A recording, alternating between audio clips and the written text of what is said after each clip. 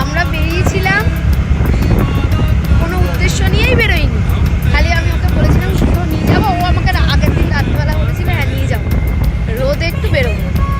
কোথায় নিয়ে গেল? প্রথমে নিউ মার্কেট দাঁড় করালো না। এখন আমরা চলছি ভিক্টোরিয়া ছাড়িয়ে, সেন্ট পলস ক্যাথিড্রাল ছাড়িয়ে আমরা চলে এসেছি। এখন ভিক্টোরিয়ায় দাঁড়াও তোমাদের দেখাচ্ছি।